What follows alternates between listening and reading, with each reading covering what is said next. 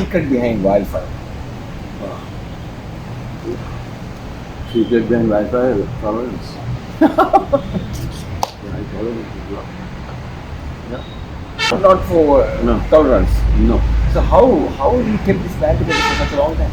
Then no.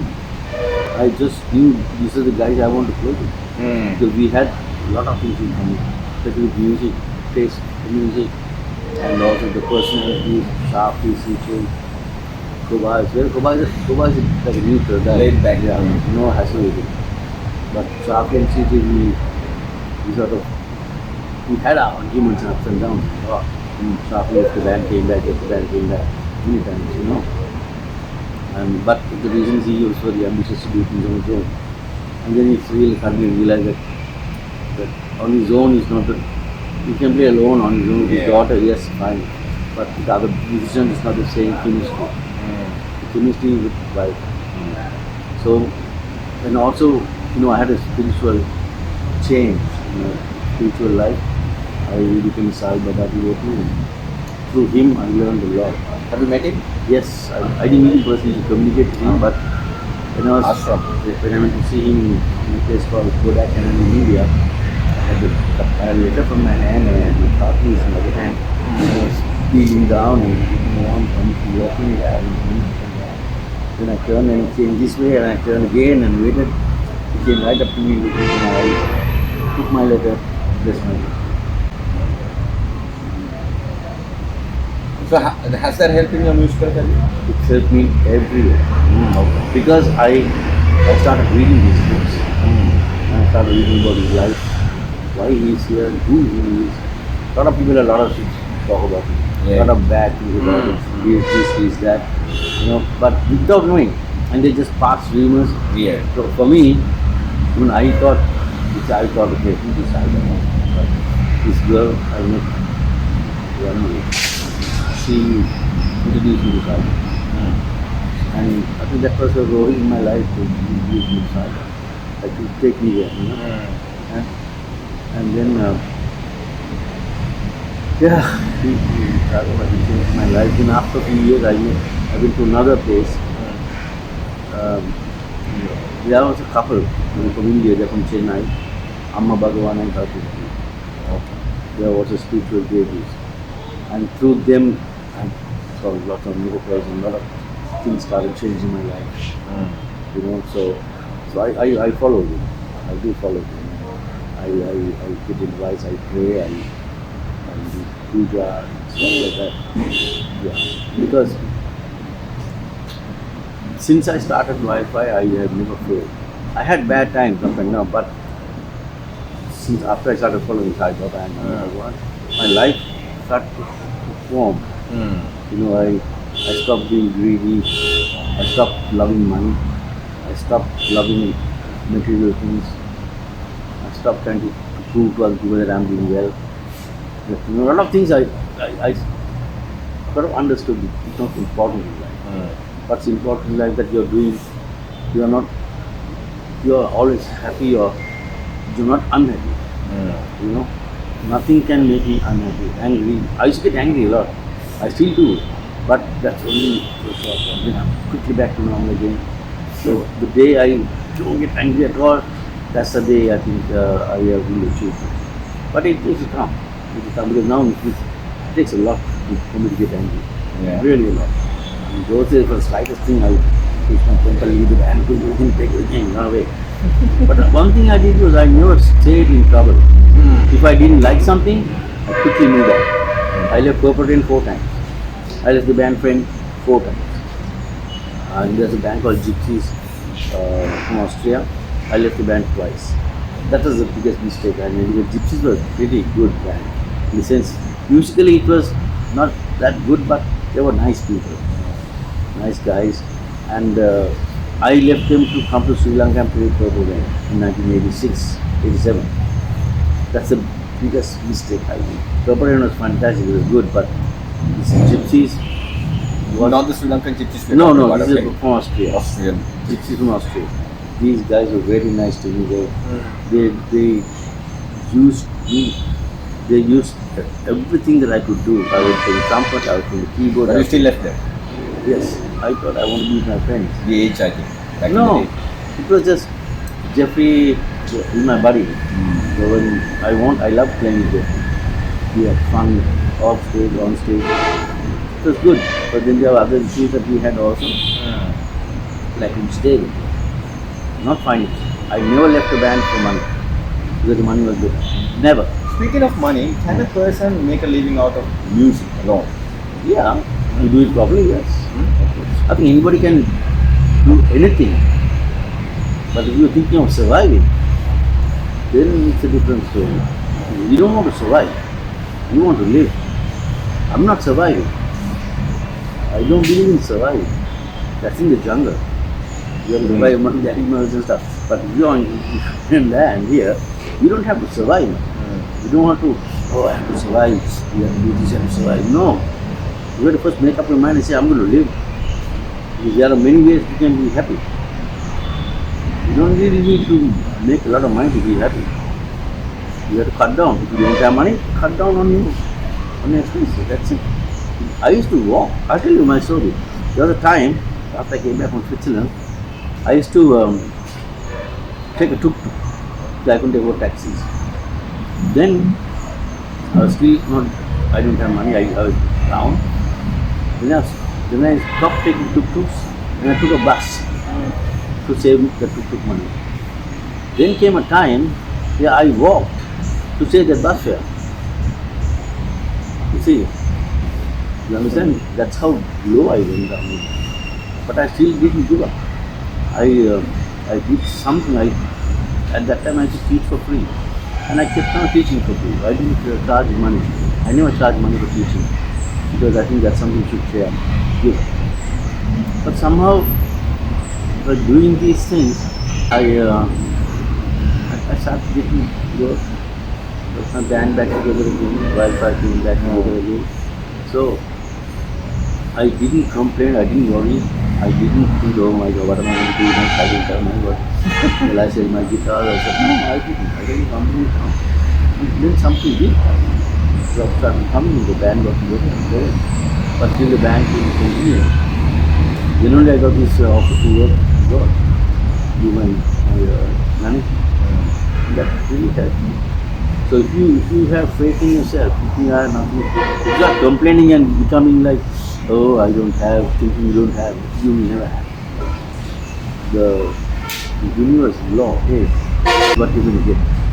If you think you are poor, you will always stay poor.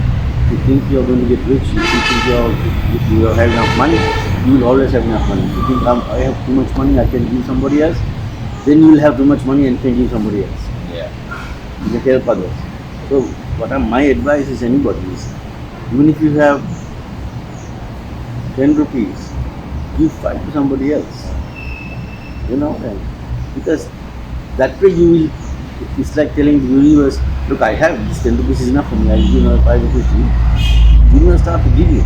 Don't ask how you're going to get it. That is something the universe will find. But as long as you do that, the more you give, the more you get. If you do bad things will happen. If you do good things will happen. So don't expect to do bad things and think that something good is going to happen. No way. Look at this world today, Israel and Palestine. They're killing each other. I mean, it's a silly thing. You can take all this and go. I mean, get millionaires in Sri Lanka. Like I remember today I went to a shop to buy my tire bus, that's why I had to get it there. A man came here, I think the autistic man is looking for money. The middle I said, यहाँ का data है. I said, the middle I said, you're asking to get website. You want to give something to me? I didn't say anything about website. Like that, if you do that. You're 68 years old. Yeah. Okay, what do you think about life? In general. Yes. What do you think about life? What is your opinion on life? Madam, life is what you make of. You can make life easy for you if you have less desire. Okay? If you want to have a new TV or new car or new clothes, yeah, you'll have problems. You have to find money for it. But if you are happy with what you have, and if you can be happy with whatever that's available, But be happy, not to curse and oh, I only have rice and poison about it. Oh, the country government is bad. You start complaining, your life is going to be miserable. I mean, I know people who eat rice and curry 3 times a day. Right?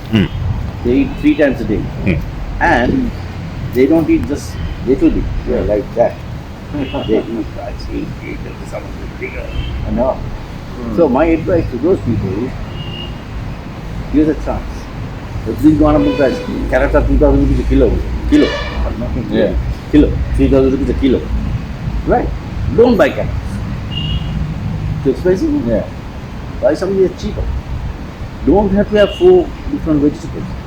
Have 2 vegetables. And don't have to eat too much of rice. Divide it into half. Means you split the meal, 1 meal to 3. Yeah. Right? You eat a little. You get used to eating a little. Like from the Buddhist monks, they eat only once a day. Yeah. They're supposed to eat only once a day. But I don't know. That you have to see. But no, I don't have dinner normally. I don't eat dinner unless I'm very hungry. In that I eat dinner. And even lunch, I eat very little. I have a good breakfast, something to fill me up. Then lunch I have a bit of rice and curry. And eat dinner, sometimes a biscuit or something which I have to eat. But I have had that. It's not that I'm trying to save money. I got used to doing that because when I didn't have money, I used to eat less. And that was good for me because I'm very healthy. I'm 68 years, but I never been to hospital. I never been to hospital like to stay in a hospital and get treatment. Never. So a lot of people who get sick and they do that, this and that, all these treatment. That's first thing you go to hospital because you're worried about getting sick. Yeah. If you start worrying, oh, I'm going to get sick, if I get wet, I'll get sick, if I do this, I'll get sick, if I go to the sun, I'll get a headache. If you think like that, you're definitely going to get it. But if you don't think, if I go in the sun, the sun is there, I'll walk under the sun, and I never get a headache. I never get headaches. I can walk under the sun for hours, I don't get headaches. Why? Because I don't accept that I'm going to get a headache. If I think I get rain, all these nonsense they're talking about, if you start believing it, yeah, it will definitely happen. When I was a kid, my grandma used to call me Battapa. There was so to my brain, and I stopped growing. Yeah, my sister is going tall, my brother is going tall, cousins are going tall. Let's talk.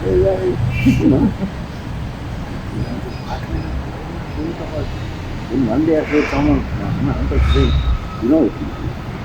my cousin Jolly, he was very tall and he was handsome guy. He is tall because he's swimming, he's a swimmer. That's why he's tall.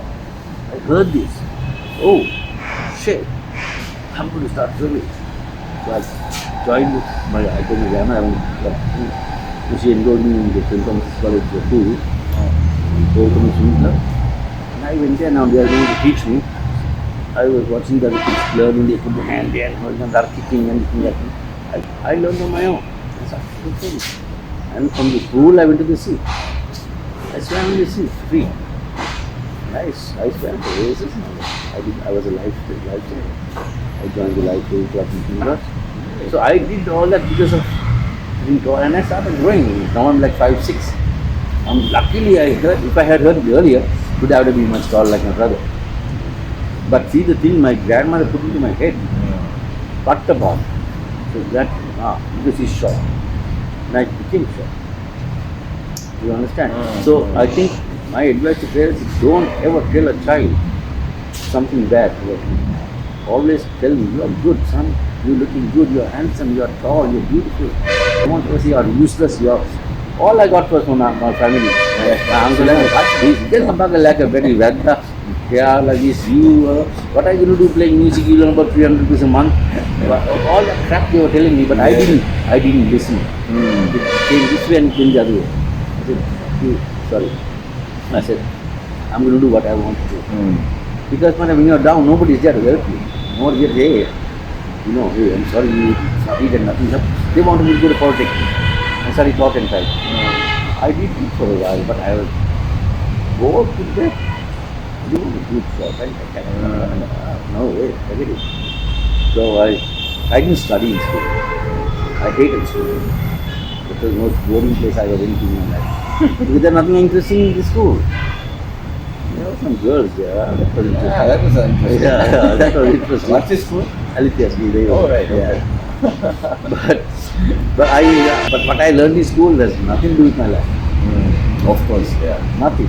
I want to learn music, but all I do is get it, say, that's it. But that's cool. So what are your thoughts on love? Love? Okay. I'll tell you what love is. I found out recently. I have a 7-year-old son. What I feel for my son, that is love. You understand? That is love. If I can feel the same to a woman or somebody else, that is love. And I do. And I do feel the same for the children. My son's two cousins. My wife's daughter's children. I treat them the same. I love them the same that I love myself. They call me dad. Or they call me Derek's dad. I love them. I would not buy anything for my son, not buy for them. I would do the same for no like I have 3 sons. You know, and even the family much. I treat them like my own family. Well, I'm not together with the family. I live separate. But I treat them like my family. I see that they have everything they want in life. Whatever they want, they ask me, I will give. In the same way with other people too. I have friends. I do love them like I love my son. You know what I mean? That is love. Love is not give and take. Love is give. Sacrifice. Not sacrifice. You give. You love somebody Without expecting it. without expecting anything back. You just give. You see a beggar, you feel love for the beggar, give him something. Are you religious? I'm not religious. I don't believe in any religion. Because not that it's bad or anything. No, it's just that people who see, if I want to be religious, I would have to. I was going to be a pastor anyway.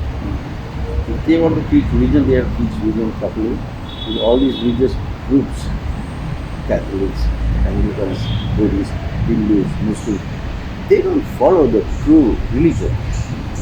They follow their own path. That's why Christians have so many denominations: Anglican, Catholic, Methodist, Baptist, this and that.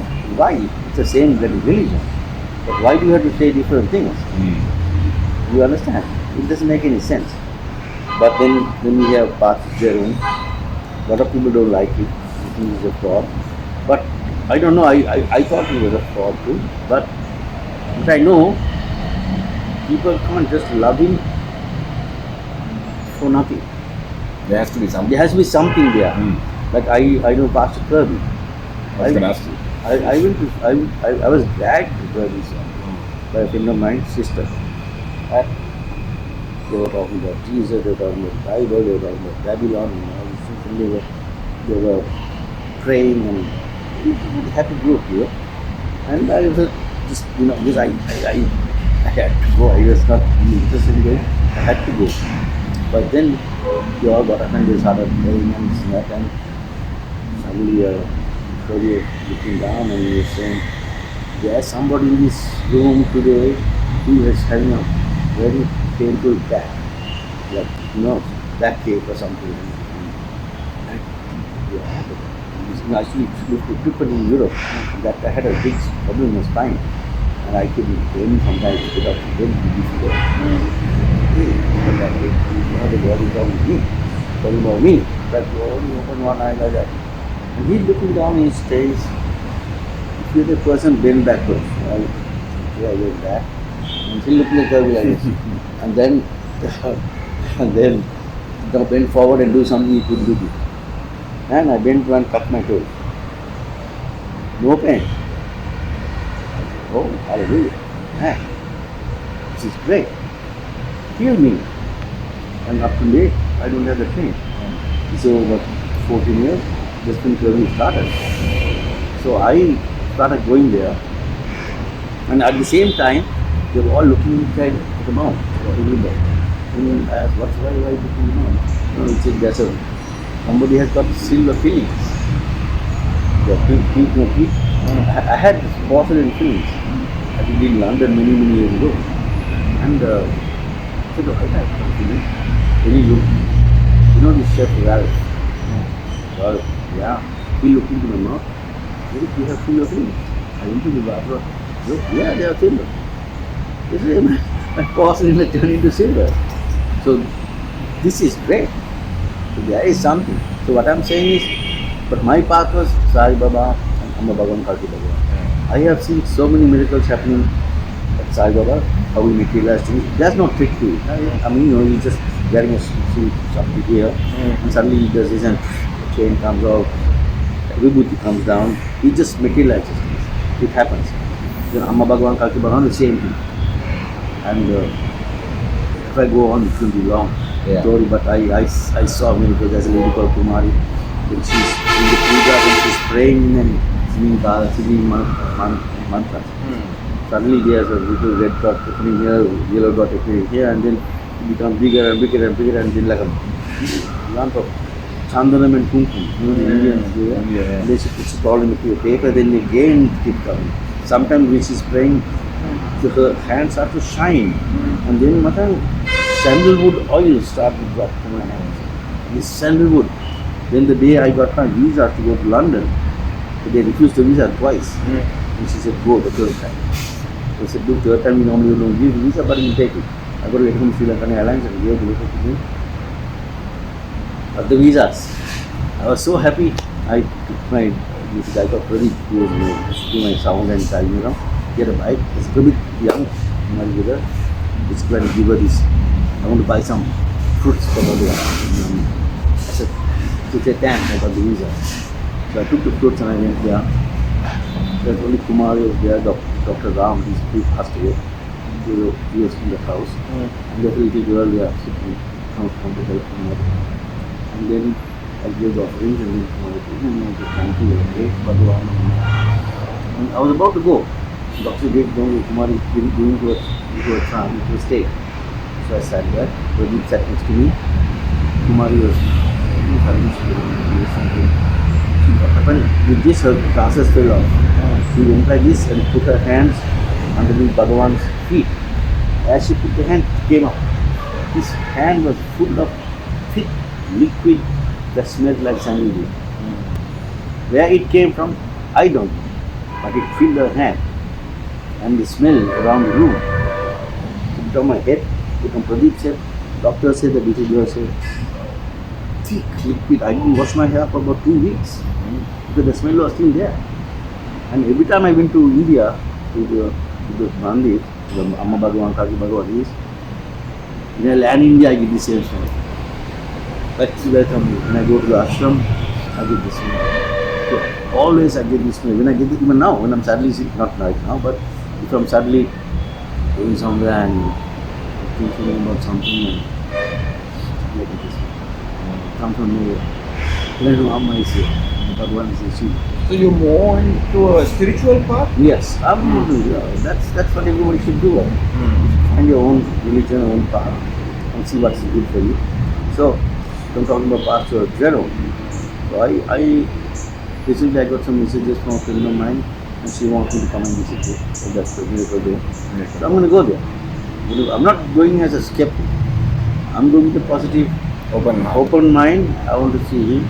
And I want to see what he can do, what he really, it's something there, very, very heavy, and you know, Kumari, to materialize things. And so it is possible, it is possible that, so it's such that Jesus is God, his connection. So I can't believe there's only one God, or one person, one. Maybe it's like a boss in a company when he has a manager. Exactly. So it's not in the same way, you know. So we all end up in the same thing. So you can always go to Rome in different robes. You understand? So I'm looking forward to this. I want to go and meet, see him. I not meet in person, but I want to be there with a open mind and feel the presence. I like to feel it. because my son is autistic, So I told him if he can help my son, then I know there's something here. If he can't help my son, maybe it's not my son's. I'm not saying he can't do it. What I would think is my son has to go through that life as an autistic person. Yeah. He cannot change it. That's his path. He has to be there. So I have to be there to help him. So I won't blame Pastor Jerome to heal myself. But well, maybe that's mostly right. Yeah, maybe this is a chance that So I'm open to things. I'm open to religion, any kind of religion, as long as it works. Right. Final 2 questions on the show. Any now been in the music industry for 50 years and you're 68. I mean, someday we all have to. Right? So how do you like to be remembered? Well, I don't want to be remembered. I want to go. Okay. I want to go. Having accomplished my that's it. I want to finish what I came to do. Okay. I still don't know whether I've done it or not. Right. You know what I mean? Like my life changed. When I'm born again in another life, I will take all these things. You understand what I have learned, the knowledge I have, and my thoughts, the way I look at things. Any regrets? Oh yeah, many regrets. But then again, regret not being nice to certain people, to your old girlfriends, or my old friends.